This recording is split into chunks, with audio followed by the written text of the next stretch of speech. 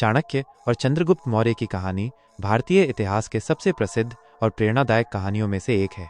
यह कहानी हमें सिखाती है कि दृढ़ संकल्प, बुद्धिमत्ता और रणनीतिक सोच से किसी भी लक्ष्य को प्राप्त किया जा सकता है। चाणक्य और चंद्रगुप्त मौर्य की कहानी। चाणक्य, जिन्हें कौटिल्य के नाम से भी जाना जाता है, एक महान विद्वान, शिक्षक और रणनीतिकार थे। वे तक्षशिला विश्वविद्यालय में प्रोफेसर थे। एक बार जब वे मगध साम्राज्य की यात्रा कर रहे थे तो उन्होंने राजा धनानंद को अपमानित करते हुए देखा। इससे क्रोधित होकर चाणक्य ने धनानंद को हराने और मगध साम्राज्य को नष्ट करने का संकल्प लिया।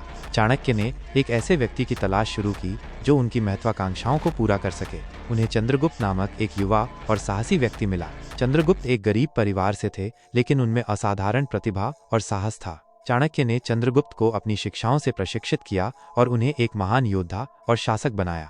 चाणक्य और चंद्रगुप्त ने मिलकर एक विशाल सेना बनाई। उन्होंने धनानंद को हराया और चंद्रगुप्त को मगध का सम्राट बनाया। चंद्रगुप्त मौर्य ने एक विशाल साम्राज्य की स्थापना की जो भारतीय इतिहास के सबसे शक्तिशाली साम्राज्यों में से एक था। चाणक्य ने चंद्रगुप्त मौर्य के शासनकाल में एक महत्वपूर्ण भूमिका निभाई।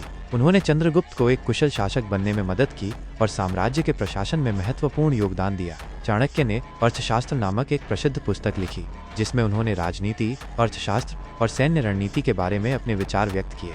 चाणक्य और चंद्रगुप्त मौर्य की कहानी हमें सिखाती है कि दृढ़ संकल्प और कड़ी मेहनत से किसी भी लक्ष्य को प्राप्त किया जा सकता है। एक अच्छा शिक्षक और मार्गदर्शक जीवन में सफलता प्राप्त करने में महत्वपूर्ण भूमिका निभा सकता है। बुद्धिमत्ता और रणनीतिक सोच किसी भी युद्ध को जीतने के लिए आवश्यक है। एक कुशल शासक अपनी प्रजा के कल्याण के लिए काम करता है। चाणक्य और चंद्रगुप्त मौर्य की कहानी आज भी लोगों को प्रेरित करती है। ये कहानी हमें सिखाती है कि हमें कभी भी अपने सपनों को नहीं छोड़ना चाहिए और हमेशा अपने लक्ष्यों को प्राप्त करने के लिए कड़ी मेहनत करनी चाहिए।